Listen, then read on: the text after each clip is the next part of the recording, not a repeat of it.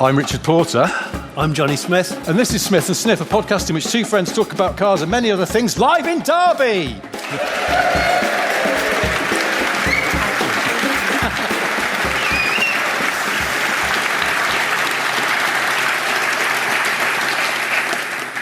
Well, look, guys, listen. Here's the situation. Here's the scene. Great Northern Classics. What an amazing place that we're dwelling in tonight. Absolutely love it. It is. In no particular order. Great, Northern, and Classic. It is. Well, is it Northern, though? Well, It's Midland-ish. Steward's inquiry on that. Yeah. There's a reason for the name. I didn't know until today. It's about Great Northern Train Line. Oh. Yeah. Because there's train sheds over there, which are still train sheds. Didn't know that. So that it's not strictly north. I don't want to get into it. It's like a jurisdiction thing. I don't run county lines. I don't know where the jurisdictions start and end. I don't know what this is about. That means something different now. Oh, okay. I was on the phone to a mate of mine this morning who's from basically in Derby. Okay. And I said, oh, we're actually going to be in Derby tonight doing a live show. He doesn't live here anymore. He lives miles away. So, but he was like, oh, right. And he went, of course, yeah, the main car connection with Derby is the Derby Bentley. Of course. And I'd totally forgotten about that. I was just thinking of Toyota, because obviously they still make cars here. That's but right. He said, no, the Derby Bentley, that's a major thing. Yeah. Or was a major thing. Yeah. And he was trying to tell me about it, but then I just started going on about Edwina Currie, because as soon as I thought of Toyota around here, I suddenly thought of Edwina Currie. She was the MP around here for ages, wasn't she? And I think she sort of used to take credit for the Toyota factory. Well, all I know is that this building is steeped in history. Is it? Yeah. Because Edwina Currie built it? No, nothing to do with Edwina Currie. Opened it? No. Designed it? No. She may have pissed in it at some point. The thing that... Probably. But not tonight. She had a furtive fumble with John Major behind this building. But behind one of those huge aero engines. Oh, that's what it... Yes. It's because this used to be owned by Rolls-Royce. Did it? Yes, this did. This is where aero engines are made. And I'm going to just fumble for I turned up late and didn't do my homework, so this is all genuine news to me. But that's amazing. You're normally the one that educates me, but tonight, I'm going to tell you a little bit about the Eagle. Now, you may be aware that the Eagle Quest is parked outside, majestic that she is. And she arrived here with no less than 17 holes in the middle part of the exhaust. But still wonderfully reliable, although the MOT expires in 6 days. That's all right. It does. Still legal. Sort of legal. As long as you don't stay here for 7 days, you're fine. No. Unless I have a hideous industrial accident and I leave it out the front, but I won't. Get your arm trapped in one of the old jet engines. There is strong Eagle chemistry in this building, okay? Okay, big Eagle energy. There is Beagle energy because when I pulled up, there was an Alvis, a drop head Alvis next to where the Eagle was originally parked, and it had a huge eagle on the bonnet. I was getting Eagle envy. And then, if that wasn't impressively enough, when I started to have a little tour of the place earlier with Alex, I was told that this old building used to make the very first Rolls-Royce aero engine, which was called the Eagle. Really? Actual Eagle, yes. It was called the Eagle, and it went into their... above. Yeah, the first aircraft engine from 1915, right? And this was made to meet World War I requirements for the military. Okay? Do you know, I've been told very strictly and sternly by my wife to stop doing that thing where every W sound has a wha. Oh, really? Yeah. Well, your wife... She finds it... What's the opposite of erotic? Repellent? Yes, repellent. Yes. Cock shriveling? Deeply repellent. Well, don't know. The lady version? Yes. Anyway, but... Yes. They made another engine called the Eagle XX. 11, which is Roman numerals for, is that 22? 21. 21? Oh, XX11. Yeah. XXII. And the Eagle 22, yeah, right, was a 24-cylinder sleeve valve aero engine of 46 litres displacement. With two cranks, 3,200 horsepower, And they made 50 of them, but they never fitted them into a production fighter plane because the new kid in town, the Jet, came along. It had 2 cranks. It had 2 cranks. It was an H-shaped, H configuration engine. Yeah. There you go. Well. Just thought I'd do a bit of education before we start talking about like cocks and balls. So anyway, and stuff. the thing I don't like about Edwina Currie is she looks like the kind of woman who'd come round and complain to you personally when you were having a bonfire. And I just can't get on with that. No. Also, she shagged John Major. And that's so disrespectful to Norma Major that I can't be doing that either. Yeah. Anyway, sorry. I came here. That's thrown me off the scent a little somewhat. bit late. She's the kind of woman who would like give you Boots vouchers for Christmas. What's wrong with that? I actually quite like Boots vouchers. You can't get fun stuff in Boots when you're 7. Do you remember the boot? Not in a small Boots, maybe in a big Boots, but The Boots Advantage card, was it? yes. It still exists, I think. Yeah. One year, I bought all my Christmas presents using my Advantage points. So if it didn't exist in Boots, you weren't getting it. If it wasn't an Old Spice shaving set. Yeah. And your mum was delighted with that. Yeah. Well, thanks, Johnny. It's so thoughtful. Bloody loved it. Bloody loved it. Yeah. Smell like someone's granddad now. Yeah. What was I saying? I don't know. You were talking about Edwina Currie doing naughty stuff. She's haunting me now. Yeah. No, I came up here late, which is why I didn't know about Eagle engines and things, because I didn't have time. But I came up in my my Land Rover Defender, which is downstairs. She reversed into the pantry. Reversed into the pantry, and it's going to live here tonight, so I can have some... She's not here, so I'm going to say it's white. And... that was because people at Great Northern Classics had said we can put one of your cars on display downstairs, and I thought, I should bring a car people might want to look at, because if you've heard the podcast that's out at the moment, you might know they won't have done. Maybe not. I mean, why would you? But anyway, I've just got a Dacia Spring, electric car. It's fantastic, except for one thing. Because I thought, I'll take my Spring to Derby. It'll probably necessitate a charge on the way. It's not really a long-distance car. It's not meant for that. But I was like, when you get a new toy, you just want to... And I was like, I might just go in the Spring. It'd be jolly. I'll go cross-country. And then I realised it was going to be on display, and I was like, people don't really want to see a small Chinese-made Romanian electric car in Great Northern Classics. Getting ahead of itself there. It's not a classic yet. I'll take the Defender. But the other reason that I realised I probably had to bring the Land Rover is that just last night, I happened upon a post from the Dacia Spring Facebook group. Oh, yeah. I'm Spring people now. Are you really? You're on the Facebook I actually group? joined it months ago when I was keen to know what people were making of their Springs. I'm an interesting guy. I've never been on Facebook. Well, I don't understand the layout of it. So I just left. I opened the door and went, I don't get it. Basically, at the side, a list of people you worked with 17 years ago. And then, in the middle, your uncle being disappointingly racist because they've opened a new Chinese takeaway in town. Right, That's okay. it. Right. But if you then go searching around, you'll find the Dacia Spring Facebook group. In fact, there are 2. It's like the Judean People's Front, the People's Front of Judea. No. Seriously. And just this week, somebody in, the People's Front of Dacia Spring has gone, why aren't people members of this group? And put a link to the Dacia Spring People's Front. This is there's a civil, splitter. There's a civil war brewing in Springland. But I happened to see a post last night from someone in one of the groups. The breakaway faction or the original group? Everyone's all of a flutter, basically, because a few people have had letters through saying there's a recall on their Springs, and it's a stop driving recall.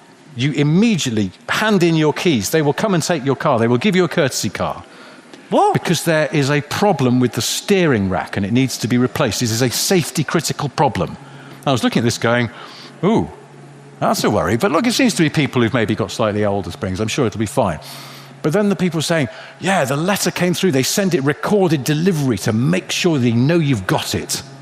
because it's safety critical. And suddenly I remembered that when I got home last night, there was one of those little red chits from the postman saying, I tried to deliver a recorded letter and you weren't here, so I've kept it and I'll try it another time. And I was thinking, I haven't ordered anything recorded delivery. I think it's a letter telling me that my Dacia Spring needs to have its steering rack replaced, i.e. do not drive it to Derby, you might be killed. So I've come in my Defender. You should have come in your, just for reference for people who aren't in the room and are just listening with their ears, there are some cars next to us, some vehicles next to us. There's an Armstrong Sedley to Richard's left, my left, and a Citroen, not a Citroen C5, a Sinclair C5. Easily confused, the Sinclair C5 with the Citroen C5. Absolutely. And I've got a Sunbeam motorcycle behind me and a Norton, and then Chody Shifter's Formula One car. Genuinely right next to the audio guy, which is a beautiful, sweet... That's a joy to behold, isn't it? Sweet example of the first Formula Mark. Oh, yes. A really pretty car. Have you noticed it's got like sitting pads on the air intakes? Oh, what are those? I think they're booster cushions for children. So when you do the Formula One ideal commute family car with kids, it's a sweet looking thing. So and there's a couple of aero engines. There's all sorts. Behind there's a dimmer. Is that a dimmer body kitted? Oh yes, 205. I think it is. Yeah, in purple. DIMMA. Yeah, dimmer. It might be the car from the original Max Power cover. Is the car from the original Max Power? Is it? Stone the Crows, that's a hell of a car. That's Keys to my dimmer. It's what, sorry? Oh, is it? There's that's magazines the in the original window. purple throbber. So that is quite... Well, that was the cover line. So well, I'll just keep saying white wine near it and it'll shrivel up in no time. Yes, it will. According to you. Yes, it will. Yes, a totally disinterested penis if you talk to it. And then some sort of London to Brighton contraption in the middle here. Yeah. And then a Mark 1 Scort and a Vespa or something that Paul Weller would ride in the corner, or Liam Gallagher. One of them. Someone who's got... hair like my mum. Yeah. Yeah, basically. My mum has 60s mod hair. Does she? Yeah, pretty much. I'm saying this. My mum listens to this podcast. If you ever meet Paul Weller, would you go, "Do you take a picture of my mum into the hairdresser?" Yeah.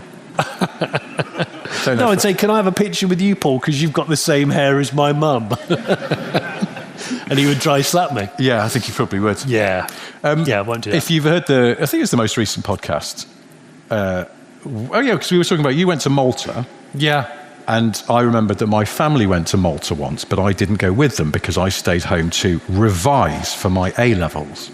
Oh, yeah, you said, yes. And I actually borrowed my parents' family car and drove to the Rover Group test track in Warwickshire because I thought I might try and spy on some top-secret prototypes, thereby proving that I was a very, very cool teenager.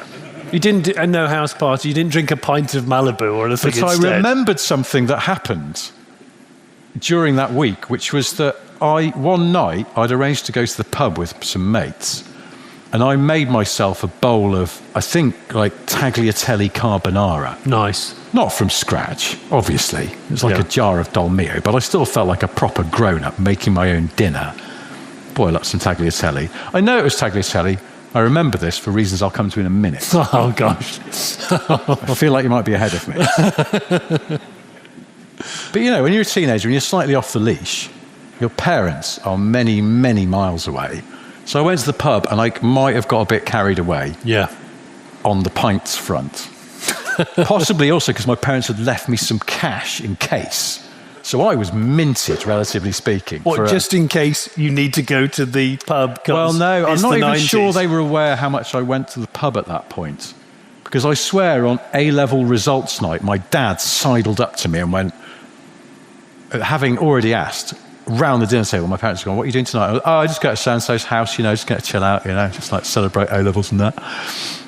Knowing full well we were going to the Royal Oak in Alderley Edge to have a load of pints. And my dad sidled up to me afterwards and went, "So go on then, which pub are you going to?"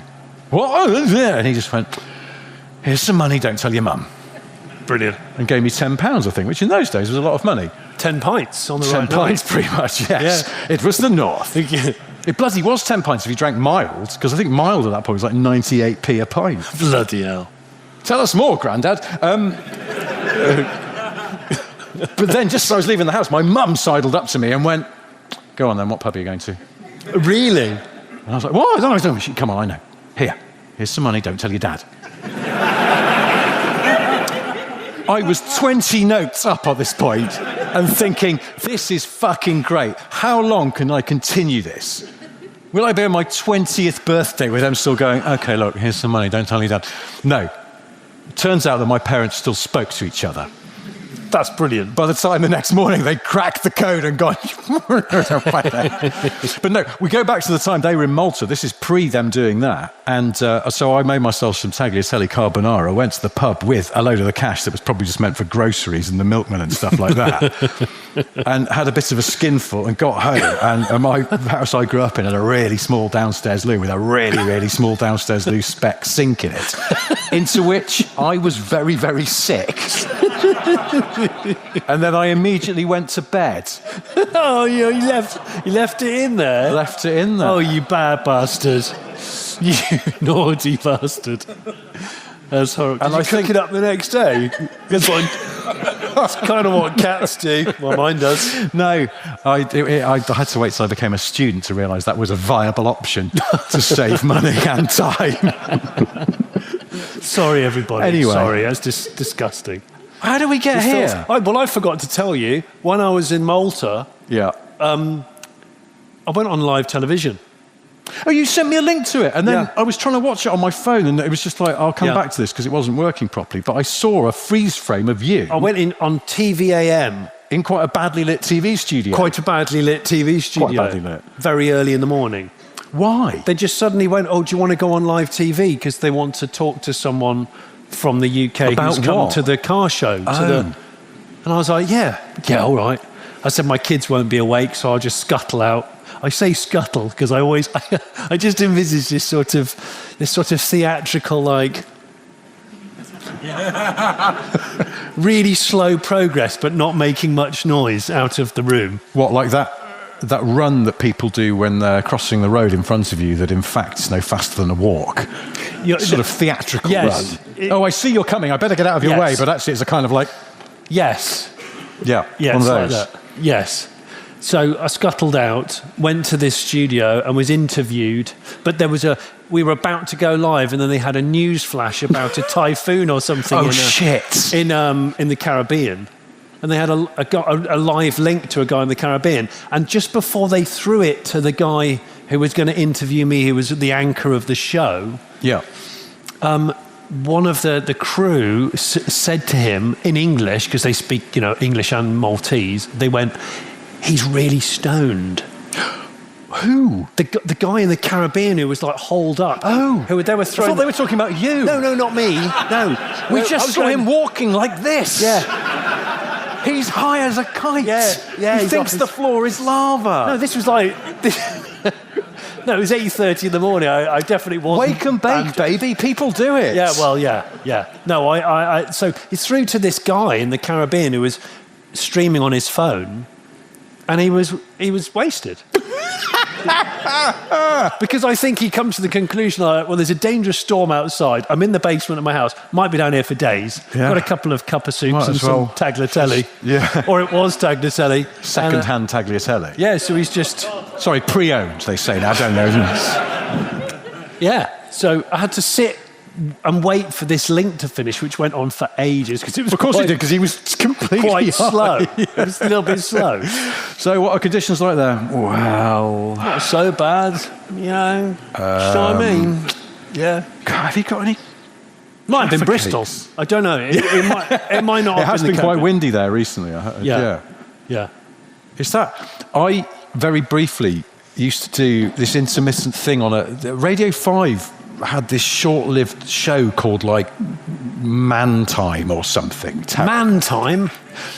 basically, they Is it realised like that they had the enemy to woman's hour? Yeah, it was. It was almost like man time, the woman's yin, hour, the man yang, time. yeah, it's like all those twats who always went on International Women's Day. All those twats who are always men who go, "When's International Men's Day?" And Richard Herring has to point out the exact date when there is International Men's. I think it was this week. It's today. And of course, we didn't know that because Purple Throbber. it's Anyway. There was this. They realised that Radio 5 had a very sort of male-skewing audience on a Saturday afternoon, so they might as well just try and embrace that. So after all the sports scores had gone out, they would do a kind of magazine show aimed at men. This was only a few years ago. It feels very dated already. You wouldn't do this now. It feels incredibly dated. Men. Then there's one aimed at women where they have recipes and stuff. It wasn't that. It was kind of the man one was. So it's just like we'll do film reviews and we'll do a car slot. So every couple of weeks I'd go and do the car slot, and they said, "Oh, keep it jaunty, keep it light, try and keep it funny."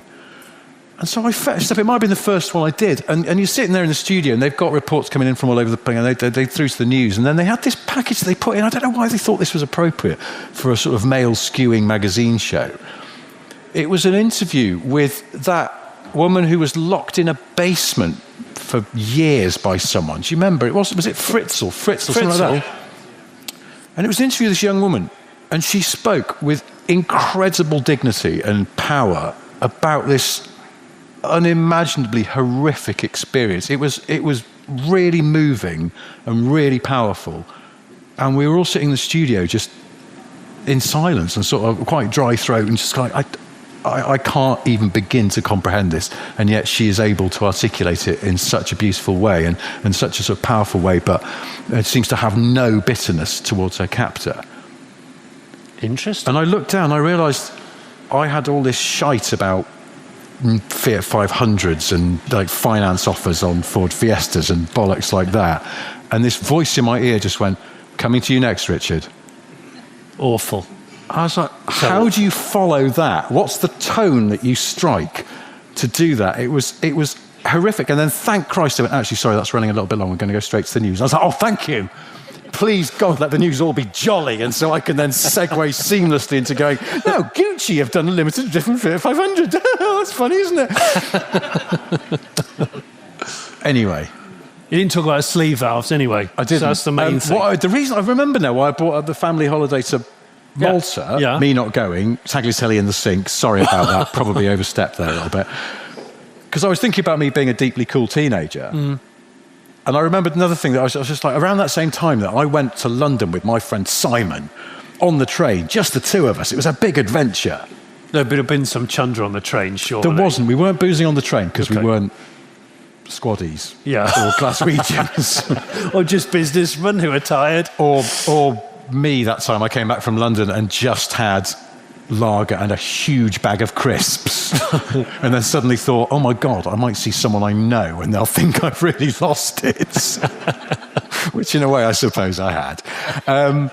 We went down to London because Simon's cousin lived there, but he was like a lot older and we could stay with him and just go and do London things. But one of the days we were there, I made my friend Simon get on the tube all the way to Heathrow Airport so I could go and look at some planes. Oh my God. That kind of planes you only got at Heathrow, the really big shit that didn't land at Manchester. And that was one of our days in London. And I just suddenly remember that and went, "Oh my God, why did he agree to that? That was so uncool." It was deeply uncool. But it also made me suddenly think, I was like, the reason why I didn't tell anyone that my parents were away when they were in Malta was because of the fear of a house party. Yeah. And I started thinking back, and I was thinking, it's a question for you, or for anyone for that matter, the worst things you've ever seen at a teenage house party. Because I once saw somebody climb in through a window, and they were holding a hose pipe, and they stood there and went, "No, hi, everyone," and then someone outside turned the hose pipe on. No, they didn't. No, they didn't. And this bloke was just standing there, and he still had this big beaming smile on his face, but he was just like that, and there was just water just spraying out the end of this hose pipe into someone's sitting room. No. Yeah.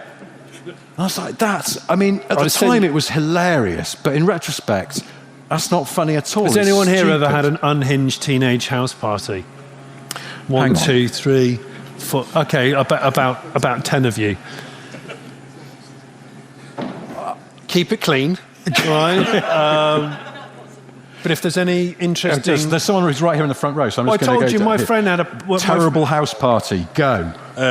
Weed being smoked at my own kitchen table, and somebody trundling in my own living room. Was it tagliatelle?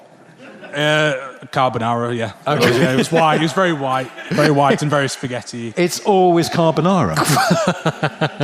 Or maybe it's always carbonara when it comes back. It could have been bolognese on the... Sorry, I've derailed this. Well, I've arrived. I've told you when I first passed my driving test, there was a big party, and I drove out to it because I'd been working late at Safeway doing the shutdown, which was the worst part of the job. And you had to get everything all signed off before you could leave. And you're like, it's 9:45 on a Saturday night. I just want to go. Just check the fucking microwave. So I drove all the way out there and walked into this person's really nice house. And it was strangely quiet. There was a guy I knew who was like one of the quiet ones from maths. He was slumping. It's just like the utility room. I remember it like it was yesterday. He was slumped on the floor, head down, and had a lap full of vomit. So I was like, great, that's cool. And then above him, there were cages for what would have been gerbils, hamsters, rabbits, and they were all open. Oh, shit. Everything was open. So there was a guy just chilling on his own with vomit, and then there was no pets. Oh. No pets. They don't no idea where they... Never saw them. Had he eaten them? I just don't know. It's okay, because then they escaped again, so... I simply don't know. Oh, my God. Yeah, I simply don't know. I mean, again, you sort of at the time you go, you'll never guess what Ian from Maths did, but in retrospect, that's really bad. Yep. And then, I mean, I've done a bad thing at a house party before.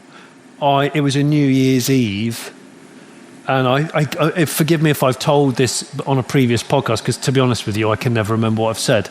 But I decided I'd be the first person in the world. This gives you an idea of... This is bold. It gives you an idea of how much scrumpy I drank. I was absolutely convinced, this is pre-internet as well, so there's probably no proof that I was, the first person in the world that year to mow the lawn. So as the... Hold on, hang on a minute. And I'm beating myself up for being an uncool teenager. Yeah. So as the clock struck 12, or everyone was getting ready in the garden and about to do the sing-song, I'd found the mower in the shed. Bearing in mind, I was absolutely banjacked. Should old acquaintance be... I just went in there and I went, that's a Mountfield. I just get that out, put it on choke, gave it a couple of pulls and it fired, and I took off around the garden. I was mowing figure of eights. On the lowest setting.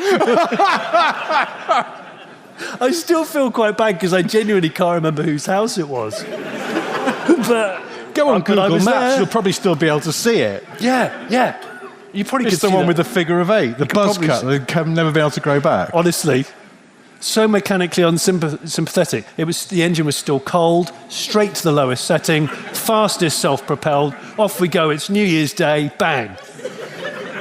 I want to be the first person of this year to have mown your lawn. I am the first person in the world. I forget what year it was. It would have been like 1994. I'm going to be the first person in 1994 to mow a lawn. Because someone in New Zealand could have already... Because it's summer there as well, so they definitely need to mow their lawns. Nah, I bet they didn't.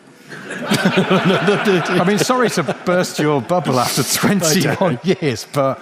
But genuinely, at the same house party, we were doing the long jump over a prized koi pond, which was really risky. Really risky. Ooh. Yeah.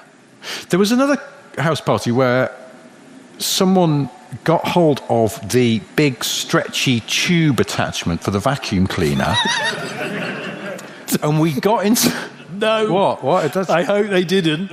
I really hope they didn't. No. Don't be dirty. We got in. My mate Brycey was driving. My mate Brycey. We did, mate. Suddenly, we like did. a bit of old Rolls-Royce ceiling falls on me now and strikes me dead. You'll never know. And then people go, "There's a shame about Richard. Yeah, did he shagged a vacuum attachment at a party in his mate's car?" It's the last thing he said.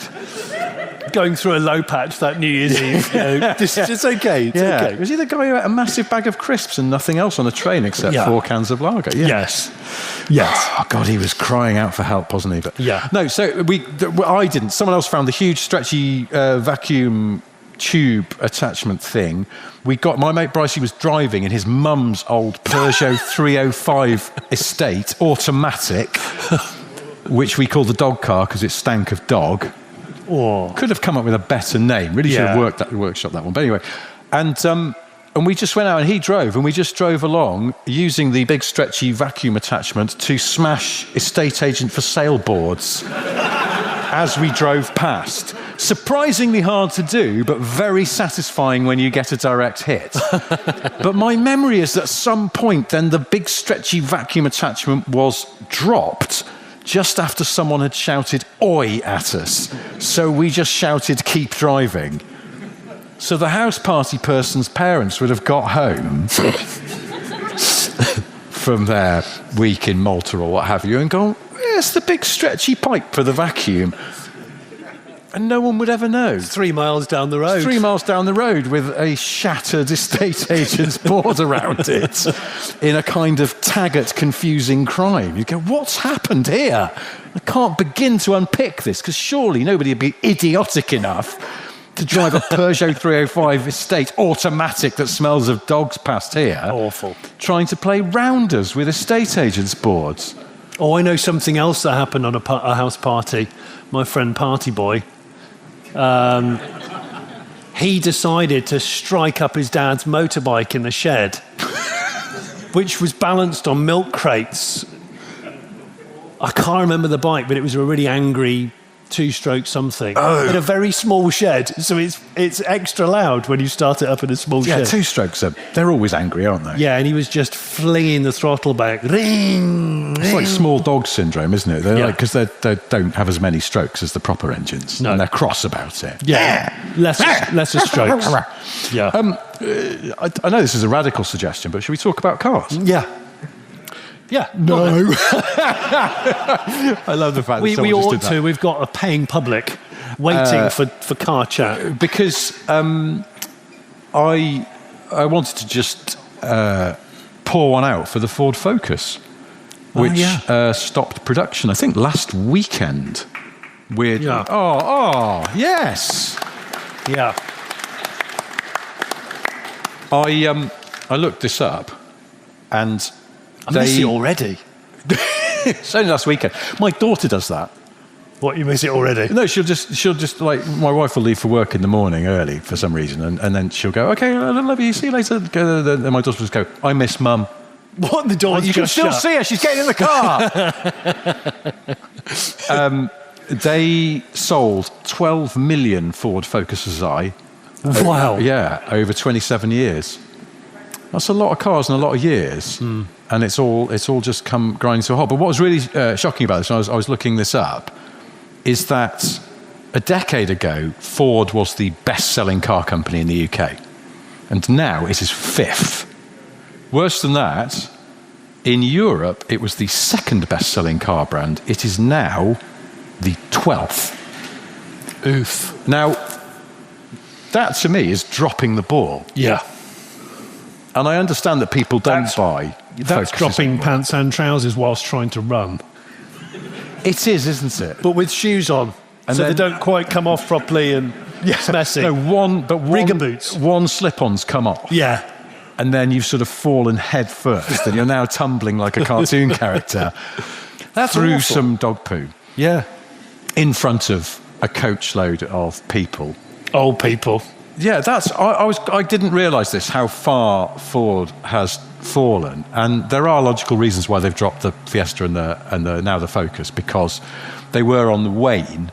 But it's also interesting. So they're now the 5th. Well, as of the end of last year, they were the 5th best-selling car make in Britain. The companies that are ahead of them are Volkswagen, BMW, Audi, and Kia. Yeah. And I think that last one is a big clue to Ford Forward. as to how they have, how do you put this, royally fucked it up. Because they had it all, and it seems like, and Kia still sell the Ceed, don't they? So they're not giving up on that. They're going to, but they've just kind of covered all the bases, and they go, yeah, we'll do electric, but we'll still do hybrid, and we'll do petrol, and we'll do whatever you want. Yeah. You basically whisper in our ear, and we'll do it. Yeah. Because we want to keep selling cars, which sort of used to be the Ford mentality, except Ford told you what you were going to buy. Yeah. Because they went, if you're doing all right, you can have a GLS. And if you're doing really all right, you can have a Gear. And Johnny's putting on his Gear X sunglasses, hot from his boxy Granada. With a T-bar auto Slip shifter. the T-bar into drive. I'm not buying a manual. I'm doing well for myself. One of the things that we have in common is that we both grew up on cul-de-sacs. Yeah. And I don't think you can underestimate the power of cul-de-sac snobbery. Yeah. I bet Edwina Currie lived on a cul-de-sac. Cul-de-sac snobbery, what a great band name. I couldn't help noticing. Also, she's one of those people who's got a phone voice, isn't she? She's got a really posh phone voice, but it's not a real voice. Yeah. Sorry, I stopped talking about Edwina Currie. But cul-de-sac snobbery was part of Ford's strength because they created that hierarchy of trim. It's like you knew the difference between an L and a GL and a GLS and a Gear. Or latterly with the Focus, it was an LX, wasn't it, and a Z-Tech and stuff like that. But it was still comprehensible. You could tell the difference, and you were able to one-up your neighbours. And within the Ford range as well, it's like, well, you once had an Escort, now you've got a Cortina or a Sierra. It's like, things are going pretty well. And that has all been lost. They've lost the public consciousness because all of their model names are bafflingly opaque to normal people. It's as bad as, I think, blame Citroën for this. They started it with the ZX, didn't they? But then sort of Renault really ran with it, and everything was called the Esplanade or the Miasma or something like that. And you go, I have no idea which one is better. No. More letters is better. That's how it works. Yeah. But no, and I think Ford lost that. Once they'd lost the cul-de-sacs, they'd lost Britain. Yeah. And so I say to Ford, regain the cul-de-sacs, grassroots support, red bumper trim, on sportier models. Yes. The bottom half of the doors are anthracite. Yes. Because that makes them posher. Yes. Chrome trim. Yes. I'd like a very shallow tray for my iPod Classic, please. Yes. Yes, thanks. I want velour. Velour so thick you can lose a toddler in it. Yes. And that way the Jacksons at number 12 will know things are going bloody well for you. Yes. And that is how Ford will regain its position. Otherwise, they're fucked. Yeah. I want Brian May singing Everything We Do Is Driven by You. Yes. Yeah, and I want more syllables in Ford. That might do it. For a relaunch campaign. How many syllables, you ask? Forward, sir. Fold, sir. Rather than the programmes going, come back after the break, the Ford advert says, come back after the next bit of Coronation Street and we'll tell you how our name ends these days. Yeah, it can be a sigh. It ends with a sigh. Yes. Yeah, I like that. Well, no, but also because I think you need a Cockney neck. But maybe the sporty one has more of a jerk. SI. Yeah, exactly. Perfect. And then, and I'm half serious about this. In fact, I'm more than I'm 3/4 serious. Just to complete this, if Ford want to get it back, they need to start doing Cosworth versions of everything again. Yeah. I know not many people will buy them, but they need to do it. And they need to persuade the BBC, another beleaguered British institution, to bring back Spender. Oh. Now, if Jimmy Nail can't be asked to do it, find another Geordie. It's not that difficult. Yeah. Robson Green is probably not busy. Yeah. No, that's his latest show. Have you not seen it? Robson Green, not busy. This week, Robson's going to B&Q, but he doesn't really need anything. He's just wandering about. Yeah, he does this very moving piece to camera where he sort of admits that he's half thinking of applying for a job there just because it looks like fun. And orange very much suits him. Yeah, Robson Green's probably not busy. It's a great series. That is, get Sky on the phone. Yeah. They'll do that. Yeah. So bring back Spender. Yeah. Forward as the name is changes on a weekly basis. It's like the shipping forecast. You tune in to find out what Ford's called this week. That's right. Pay Brian Mason money to rekindle that song. Yeah, you could do, or you could get someone more contemporary, like Sam Fender. He's a Geordie. Oh yeah, he can be both Spender and because his name and Fender is Spender, and sing the theme tune as well. And sing the theme tune. Yes, this is synchronicity in action. Yeah. Why aren't we in marketing? I've got no idea, Richard. But we've mentioned it before. We did do that thing where we sort of went to an agency who were doing marketing for Vauxhall. At the end of the day, they didn't invite us back because all our ideas were really weird. I've got a little focus observation that I made today on the way up here. I don't know if I've mentioned it on a podcast before, but on the A1, there are some shops that we may be aware of. However, this is not about that. There's another shop on the A1 that I pass quite often, and it's a Chinese restaurant. Okay, but it's on a particularly fast, unmarked part of the A1 where I don't think anyone will stop, and it's called the China Moon. The China Moon? The China Moon. Nothing amusing or strange about that. But as I drive past at 70 on the Speedo, I notice several things. In the car park, it's quite a big Chinese restaurant, this. In the car park of the Chinese restaurant. Can I stop you there? What? Is it a restaurant built in a building that used to be something else, e.g. a Little Chef? I don't know. That's a fair point, but it has got those, it's got some stone Pekingese outside, which I don't think Happy Eater would have had, but maybe they did. I don't know. Sorry, go on. And in China Moon car park, right in the middle, bearing in mind the car park's probably the size of half of Great Northern Classics. It's quite a big car park. For the listeners at home, Great Northern Classics is massive. It's a sizable place. There's a 7.5-ton lorry that's been there long enough for grass about 4 feet to be growing through the tarmac and around it. So that's in the front garden car park. And then as you drive by, you can see the backyard where the kitchens are. Okay. And where the kitchen sort of extractor fan and all that stuff is. Do you know what else is there? A tractor unit? An abandoned speedboat. Genuinely. There's an abandoned speedboat, but as I've saw today, there's also a Ford Focus with flat tyres. Oh. Sad times. Does the boat have a raven on it? No, the boat does have a raven on it. it. I've actually got mild boat envy. I might make them an offer that they can't refuse. I'll go, right, I'm going in there, I'm going to order a wad of chow mein, and I want an extra 100 sheets. I'm trailering that away. I'm not pointing it, not that. The boat. I think I've worked this out. What? The owner of the restaurant went on Bullseye. Yeah. Now, it's probably that era, the boat. He suddenly realised his Focus didn't have a tow bar. Yeah. Out of desperation, he bought the 7.5-tonner off eBay to tow the boat home. And then he realised he didn't want a lorry or a boat. And in fact, he's lost interest in the Focus because all his attention is on the China Moon. Well, I think now it's just a vehicular graveyard. It is. But it's not attractive to passers-by who might be wanting Oriental cuisine.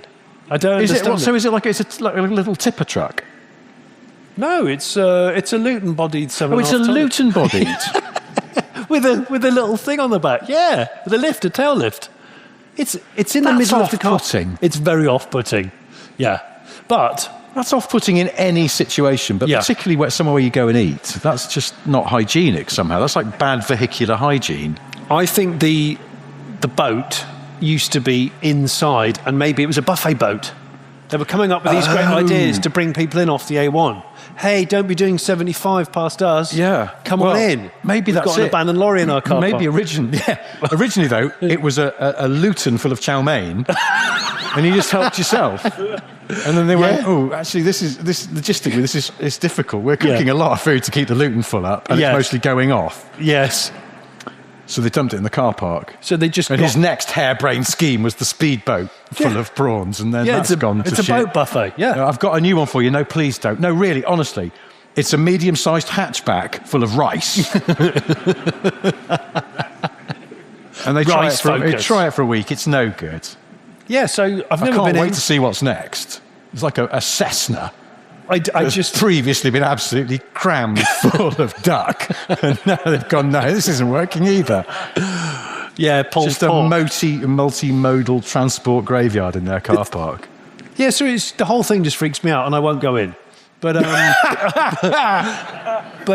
thought I'd just mention it. But yeah, the Focus thing is sad. I genuinely think the Folds have completely lost their mojo, and I don't think they know what to do. I think it's been going on for some years, actually. Yeah, I think you're right. I think I feel a little bit lost. Which is weird, because Ford always seemed to know what it wanted to do. They did. They genuinely did. They were quite decisive, and they sort of defined it, and everyone else had to try and catch up. Yeah. Which actually, funny enough, leads me to one of the things I'd written down to talk about here. I don't know if anyone else has seen this.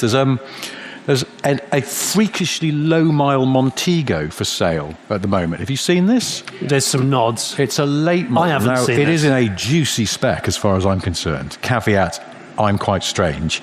It's a 2-litre O Series manual. That is a lovely, lovely car, as Montegos go. It's a later one. It's a facelift one. And it's an LXI, so it's not too flash. But, you know, if you brought one of those home new to the cul-de-sac, people might have gone, it's the I. Think Graham's doing pretty well. Yeah, exactly. But it's... someone's going to France on holiday this year. Oh, yeah, the GB sticker is in full effect. With the trailer tent. Euro camping again, Nigel? Certainly am. Yeah. And with the I... I'll get there in no time. Yeah. Those also routes won't know what's hit them. Two-tone, of course. Notice that your Cavalier LS isn't two-tone. Steve, things not going so well at the computer company. Anyway, there's a 2000... I was waiting for the second chapter on that. Yeah. So you're going to buy it? I'm not, because I'm Metro people now. Yeah. But if I was going to vault the fence, work my way up the ladder, I might consider 2,000 miles. Now, it's POA. How do we feel about POA? No. That's good, exactly. No. Piss off asking. Yes. That's what it stands for. It doesn't seem like a way to run a business. No, it's awful. If you walked into Smith's and went, sorry, just how much is this bag of Revels? And they went... You'll have to apply in writing. Do you know what it is? It's guess the weight of a cake at a local fete. That's what it is for me. Well, it's sort of, and that's what pisses me off about it. But you're not invited to guess, though, are you? Because if you did, that would be great. It would be if you got it. No, hang on, that doesn't work either. I was going to say, if they had to sell it to you for whatever you guessed, you just go in and go £7. And they go, but it's a Veyron. I know, but I said £7. And you said POA, which is invitation to guess. I hate the way they do that. I mean, the instant that I become some kind of benevolent overlord of this country, that's going to be illegal. POA's out. Illegal. And also I'm going to round up the people who've been doing it in the past and imprison them. Yeah. No, you make them do naked litter picking at the side of the motorway. Oh, that's a good idea. I think that's the best way to punish people that have just been bad. Yeah. How long do we have to do this for? TOA, mate. Yeah. And I mean naked litter picking now, because winter started today. Oh, my gosh. Yeah, exactly. I saw that former luxury car dealer by the side of the A1. I didn't realise he had no penis whatsoever. And you go, now, come on, be generous. It's very cold out.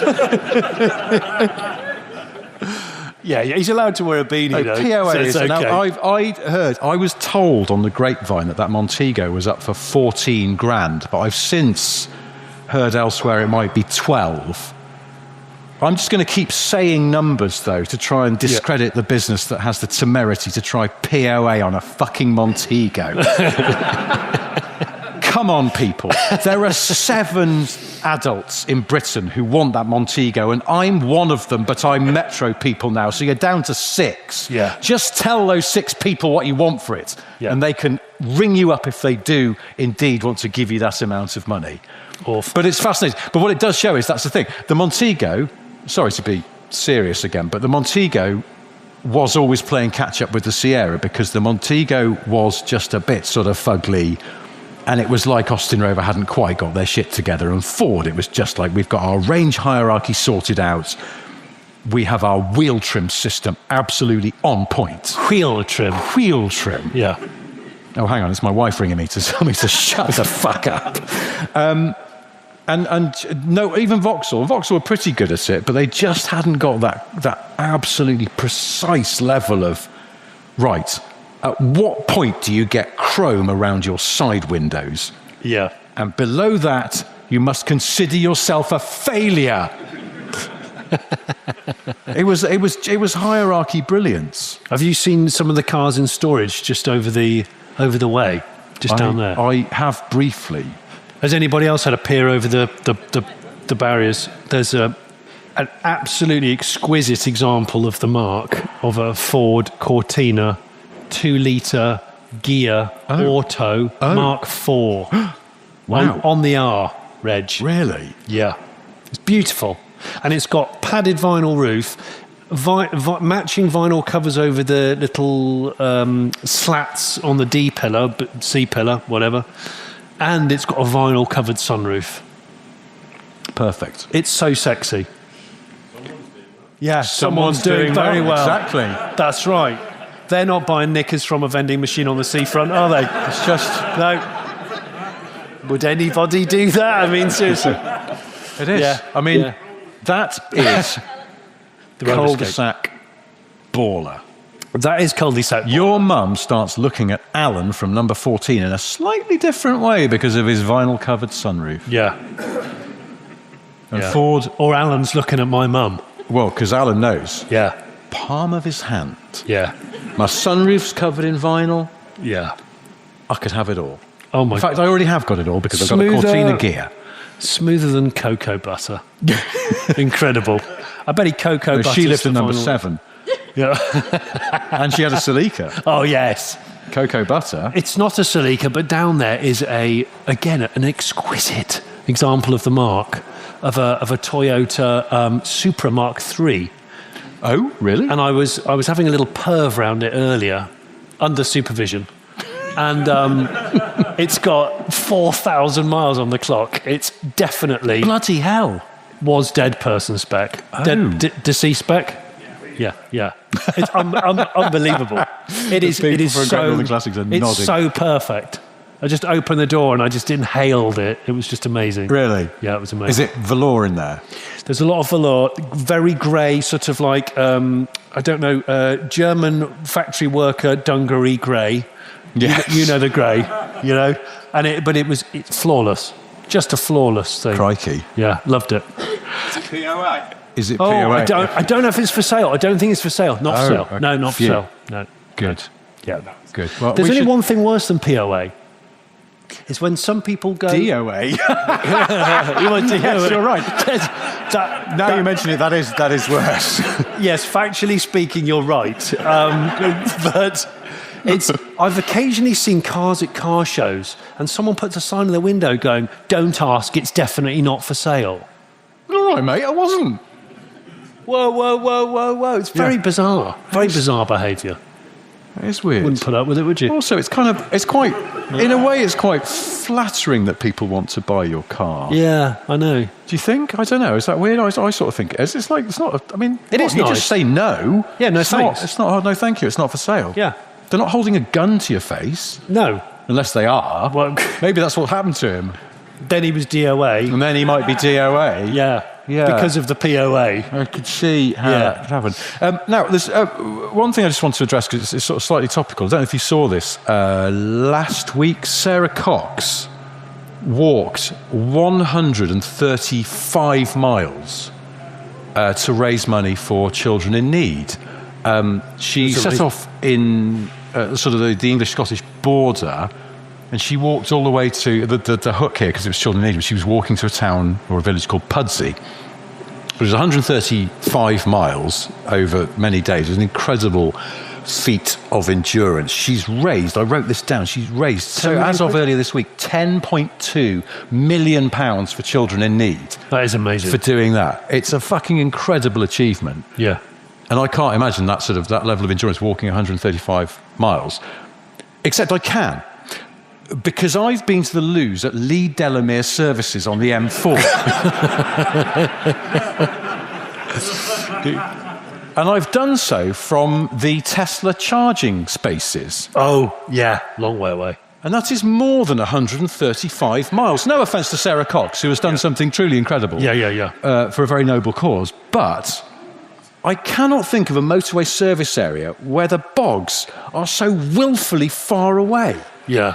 Awful. It's ridiculous. Why have they done this? It's like... I know there's that sort of logic in retail and things where they go, make people walk past the shops. Yeah, you have to trip over a load of phone chargers just to get there. Well, this is the thing. Newsflash for the architects of motorway service areas. People are there to have a wee. That is their primary reason. Then maybe a coffee, maybe some food. Yeah. At no point do they want to buy a novelty Christmas tree ornament in July. That is not why I'm at Leigh Delamere, and I'm not looking at your shit in your shop. I want to have a wee. And it is bloody miles away. Do you have to climb upstairs? No, you don't. Okay, but I'm sure they'll be onto that in a trice now that you've suggested it. Yeah. They may even put some kind of obstacle course in. You have to slide down a fireman's pole and crawl under some of that netting before you're allowed to urinate at Leigh Delamere. Well, like an 80s assault course. Leigh Delamere. Come to Leigh Delamere. We've introduced snipers just outside the doors to make it harder for you to empty your bladder. Is it like Squid in a Game? timely manner? It's just Squid Game. It's Squid Games. You're bursting for a... Leigh Delamere piss games. I realise that sounds deeply rude now, but... Yeah, Lee. The craps and factor. Very good. Yeah. Everyone's waddling like Asimo, the robot. Look, well, they are. Just get out of the way. I'm just going to... Don't sell me anything. No. I don't know if anyone's been to Leigh Delamere on the M4, but it's also very long and thin as a motorway service area. So you can see the target in the distance, almost as if to taunt you, but only in the way that, you can often, on very flat landscapes, you can see a tall building. You can see the sign for the loo, but it's still 150 odd miles away. In fact, maybe it's a trick. They want you to go into the little M&S and have to buy some water and some food because you won't make it if you don't. Hey. You'll expire just by that fake Bugatti Veyron that the children ride. Yeah. Do you know what? But it could be like this sort of hierarchical buying system, like Ferrari have been doing for years, and Porsche are now doing it. Oh. So you go, so you want the toilet? Yes. But if you want the toilet, first you have to buy some shit sunglasses. Yeah. Okay, and then come back to me, and then buy a Twix. No, buy 12 Twixes, then come back to me. Yeah. Oh, and by the way, we're selling some fleeces, those kind that people who breed dogs have. Yeah, we're selling those. You've got to buy one of those. Yeah, they're 60 quid and they're terrible quality. Yeah. But if you want the toilet, you're going to buy one. Yeah. There's also there's a postcard depicting the town of Chippenham for no explicable reason. Yeah, you've got to buy that. Yeah, or you don't upgraded to the loo. And ultimately, that's what gets you to the lav. Yeah, yeah. We gave away some great ideas to Ford. We're now giving away bad ideas to the owners of Leigh Delamere services, who will doubtless use them. I was in our favourite services only last week. Can I just have a little bit of a cheer for Bulldog? Bulldog services. Woo, yeah. How was it? Wretched? Do you know what? It was really shit, actually. It is really shit, isn't it? It's a shame, really, because I went in there with slightly dewy eyes and I came out with very dry, bored eyes. There's been one change. The guy that sells the phone cases has moved. Has he? Yeah, he's next to the toilets now, whereas before he was right next to the entrance.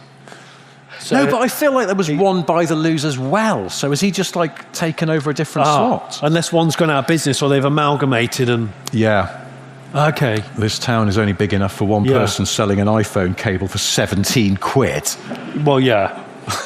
Which is now actually, if you think about Bulldog, they do make you do a circuitous walk because you have to go around the circular central eating section. You do. Yeah, you do. This is why do the motorway service people doing this? Because actually, I stopped at one of those ones on the M42 you can never remember the name of on the way here, and that's got upstairs loos. Yeah, unnecessary, completely, totally unnecessary. And it's like I'm not going to buy more stuff just because you make me walk further. No. Unless it's a new pair of trousers because I've wet myself. Because your lavatories are too far away. But maybe Leigh Delamere services, maybe they allow motorcyclists into the building so they can carry on riding. Yes. To get to the lavs at the other end. Maybe that's and then what I they just haven't bin their realised. bikes and run into the cubicle. Leigh Delamere is, in fact, a very sorely misunderstood services because, in fact, that very wide, long central thing, you're allowed to drive down it. It's just an extension of the M4. And they're going, why is nobody driving? We did this for you to look. There's parking spaces. It's easy. Look, I'm doing it. It's I easy. feel like there is a life hack at Leigh Delamere services, which is that behind, just when you get to the loos, there's actually a door out into another bit of the outside, and I think it's the coach park. Oh, yeah. So I feel like I might buck the system if I don't need to charge the car and just drive round there. Yeah. As long as I wear a short sleeve shirt with a tie. If anyone stops me, Yeah, I was or gonna dressed say, I've like got a Johnny high in vis for you, a chap. blazer and his If you want one, sunglasses. yeah, And you can have it. And if people stop me, I'll just go, no, I'm just an off-duty coach driver. I'm still entitled to use the coach parking, I believe. Do you know, for listeners who aren't here, you won't know that there's a cardboard cutout, life-size, of David Hasselhoff. I'm going to put him in high-vis. I don't know if David Hasselhoff has ever been in high-vis before. What do you reckon? No, because No, he won't have ever done that. danger wouldn't dare approach him. No. It wouldn't, though, would it? Couldn't imagine. The Hoff is not going to leave us by getting run over by a bin lorry or something that's reversing. That's what, sorry? It's what, sorry? Breaks down in France. Yes. Oh, He's broken down in France. yes, you have to have a high vis if you break down in France. Yeah. Yeah, the Hoff. Do you know, I had a break down in dream France, about though. getting stopped or breaking down in France and not having high vis. And the whole dream was ever so practical. I was trying to be resourceful, and I found some really... I went into the verge next to the motorway and I found some yellow flowers. And I made... Wait, hang on. And I made my own, basically, flower waistcoat. and then the police let me off. They're like, oh, yeah, because that's really bright. So, yeah. This was a dream. This was a dream. Because honestly, this sounds like something that you would have actually done. Yeah, well, I broke down once. I ran out of fuel many years ago on a very busy dual carriageway, and I told you I had one of those strimmer-engined go-peds in the boot that I was testing for a magazine I was working on, and I realised that had some fuel in, but not enough to power a car. So I just went down the hard shoulder, flat out, on a go-ped with a gallon can on my back. I remember. Yeah. The rucksack of petrol. The rucksack of petrol, yeah. We were talking just before we came on about... We were talking about Dill Danding. We were talking about I'm Dill Danding, the incredible Elton John lockdown version of I'm Still Standing. Yes. Which you may have seen By and a enjoyed. long way, which the funniest thing you'll ever watch. That's one of those ones I think I need to sort of refresh and cleanse and delight my brain by watching that sort of once every 3 months, maybe. Once every 2 weeks. Oh, is it 2 weeks? Are you on that sort of circuit? Oh, It's depending. Your doctor can advise on what dose of I'm Dill Danding you should It's have the way he... for your mental health. But it's the way he stabs the piano keys in that way of just fucking get it done. Just get it done. Just get it done. But we were talking before we came on as well about how I don't think enough is made of the fact that the Girls Aloud song Don't Speak French. They re-recorded it in French. Really? It was the B-side or the additional track on the CD single. It's a so great they didn't song. sort of do it belatedly. They did it at the time. And it was a bit like... I can't just like the level of irony just makes my brain fold in on itself like a burrito. I can't. And no one seems to mention it anymore. And I sometimes wake up in the middle of the night and think about it and just go, why did I just? But I don't know.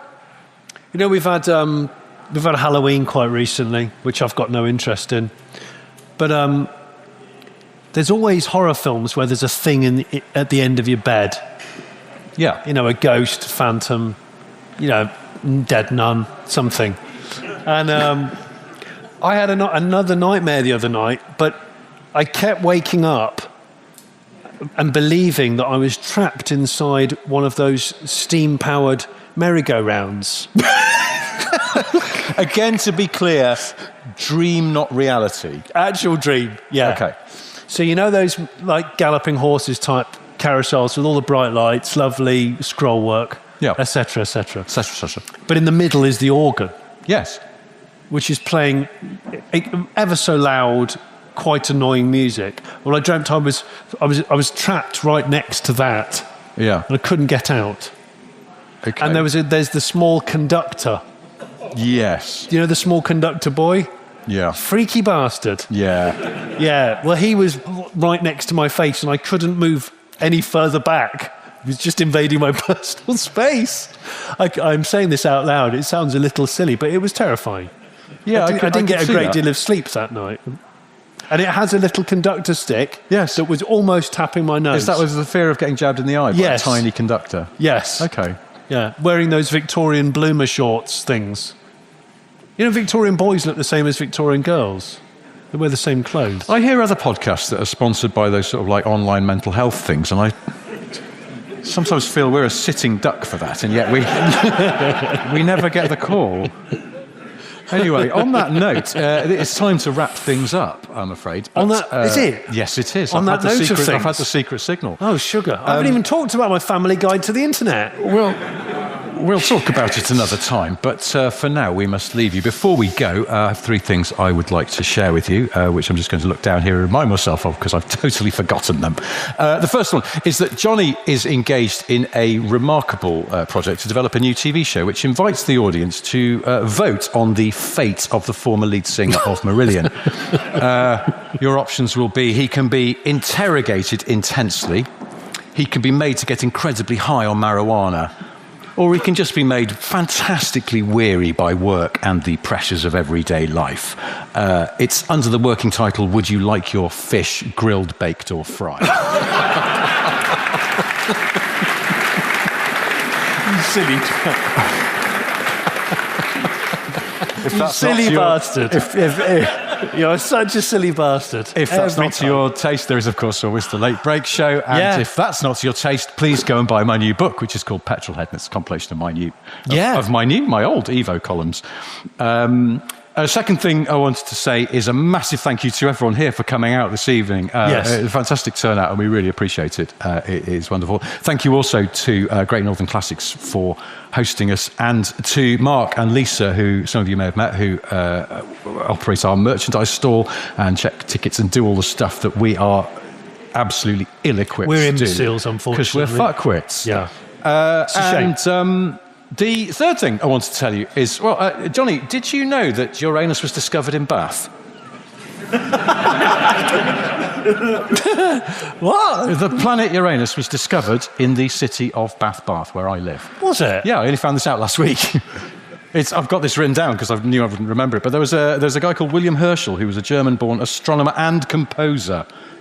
It was great in the olden days, wasn't it, when you could have two magnificent jobs That's fantastic, instead of having to scratch around for one. But he was the first person who realised that the light that they could see in the sky through telescopes wasn't a star or a comet, and he did it all from the back garden of his house on King Street in Bath, or Bath, as he might have said, because he was born in Germany. You've just reminded me of, I've been traumatised this week by too much talking about space.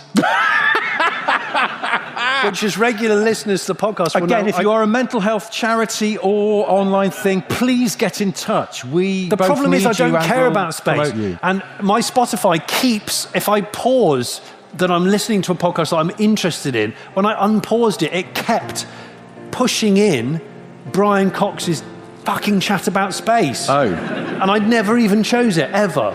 It did it 5 times on a car journey. 5 times. I'm going to have to rethink your Christmas present. Would anyone like a signed photo of Tim Peake?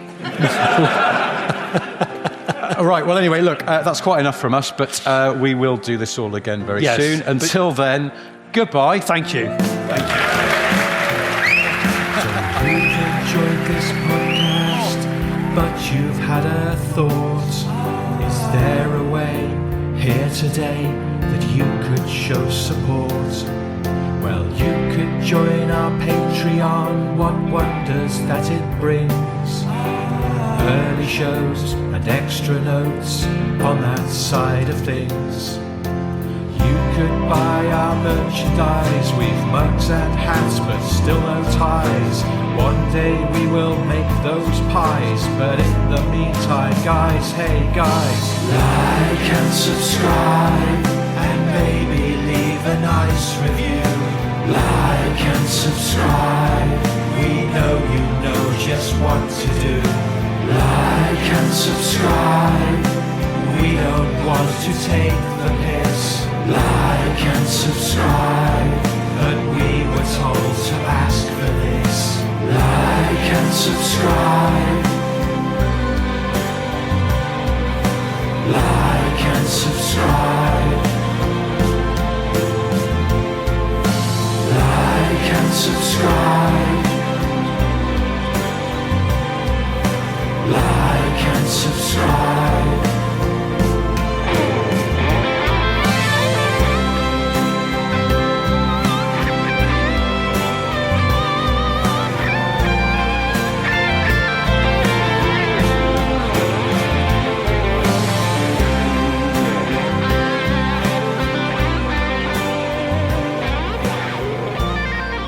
Has anyone been to one of these terrible evenings before?